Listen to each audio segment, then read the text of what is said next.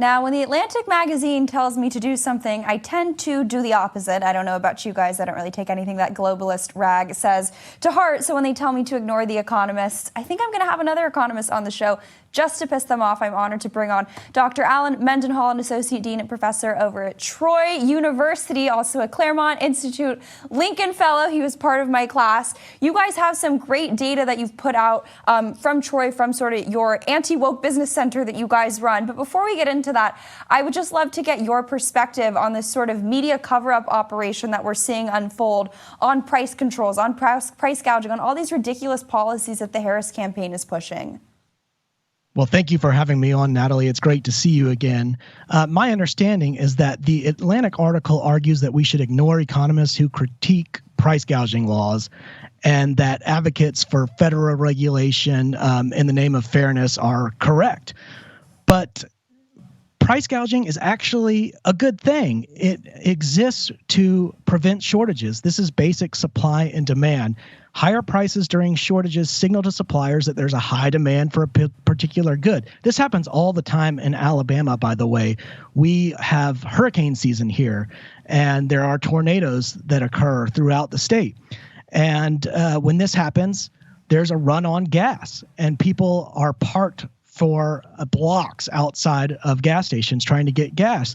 But the higher prices send a signal to increase production or to reallocate resources to alleviate the shortage. So this is just natural stuff. Nobody benefits if we run out of gas completely during a shortage, when ambulances can't get to the hospital, or the people who need to get to the hospital to deliver a baby or to get their sick grandmother to the hospital can't do that. When prices are allowed to rise, people are less likely to purchase more than they need. So let's say your tank is 95% full, and you hear that you're going to have some bad weather, and you decide, well, I'm just going to go to the gas station to fill up that extra 5%. Well, what if everybody's doing that? And then the gas stations start running out of gas, and then people can't get gasoline in their cars. This will cause the good to be depleted. Price gouging actually allocates scarce resources to those who need them the most, as opposed to those who value the resources less. So it serves an essential function, and in the long term, it ensures that prices actually go back down. If a good or resource remains scarce, the price is going to remain high. This is basic supply and demand. But high costs will actually incentivize new entrants into the market, or it'll incentivize entrepreneurs and innovators, because they'll think, well, look, there's a high demand for this particular product. We need to get in on the game. We need to get in there. And that type of competition will drive prices back down. So setting price controls, bad idea. Strangely for Kamala Harris, she's made this central to her economic platform, and it just flies in the face of basic economic principles. Well, and speaking of flying in the face to economic principles, we're seeing all these corporations go woke. I always say woke is too euphemistic a term, but I've yet to find a better one. So until then, we'll use it as a place filler. But you guys have new data coming out, and the numbers are staggering. What is it? 80% of Americans don't want corporations to basically toe the far left political line to get political. Can you walk the audience through? I mean, that number is massive. That is insane, especially when you think about how that translates politically. But can you walk the audience through the new study that you guys have out, the new data and figures? Sure. This is a report that the Manuel H. Johnson Center did with 1792 Exchange, and it finds that 80% of Americans believe corporations have become too political in the last 5 years. 62% want CEOs to run businesses and not take stand on politically sensitive topics. 61% prefer small and local to big business. 73% of respondents feel comfortable talking about current events in the workplace, but that figure drops to 42% if those current events involve politics. People are afraid to talk about politics in the office. Over half of respondents felt pressure at work to be politically correct, and more than a third have seen coworkers receive poor treatment for not being politically correct. I think there are numerous factors that explain these conditions in the workplace, most notably ESG, or the environmental, social, and governance movement that emanates from the financial services and investment space.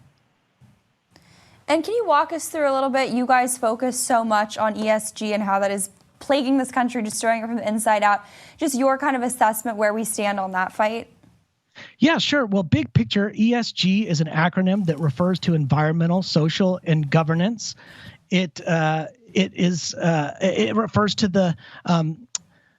the non-financial standards and factors that asset management firms, banks, financial institutions account for when they allocate capital or assess risk. So when we're looking at the E, we're looking at environmental factors like biodiversity or pollution, all the water management issues. The social would be DEI, LGBTQ plus issues, where a company stands on abortion, for example, whether it will pay to send an employee out of state to get an abortion, these types of matters. And the G refers to transparency, board diversity, executive compensation, but also and principally to the shift from the shareholder to the stakeholder model of governance.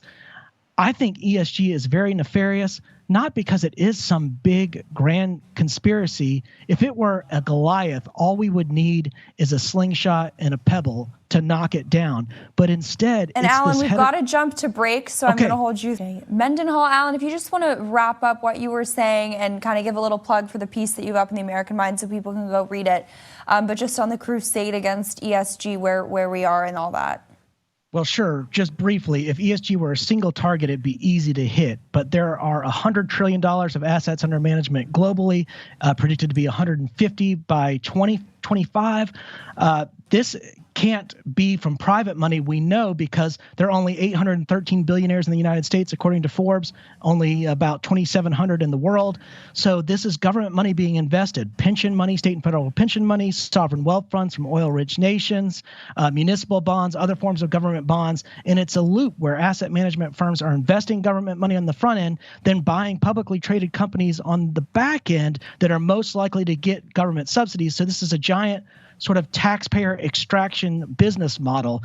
And what these companies do is when they buy shares of publicly traded companies, they push them into the woke direction. Now, in light of the pushback against ESG, this is slowing down quite a bit. My piece in the American Mind argues that this isn't just a financial phenomenon, but a psychological phenomenon, in that it is a force that shapes behaviors and norms within the economic sphere.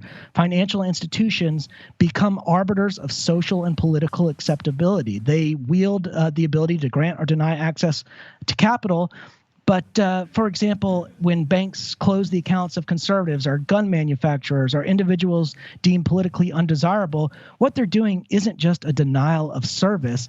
It's a performative act that demarcates the boundaries of acceptable economic citizenship. So everybody sees this happening and internalizes the norms that are being established by financial mechanisms. It's a power that's not merely prohibitive, but generating. It creates new categories of financial deviance, and it shapes the conduct of everybody who has to navigate this new normative landscape to maintain their economic viability.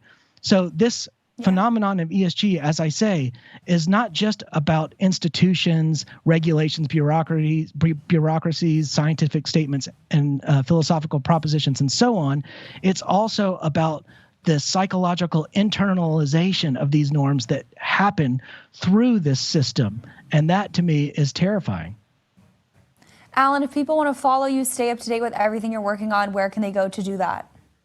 Well, my website is just www.alanmendenhall.com. My Twitter handle is alanmendenhall.com. These are probably the simplest ways. Alan, thank you so much. We'll have you back on soon. Thank you, Natalie.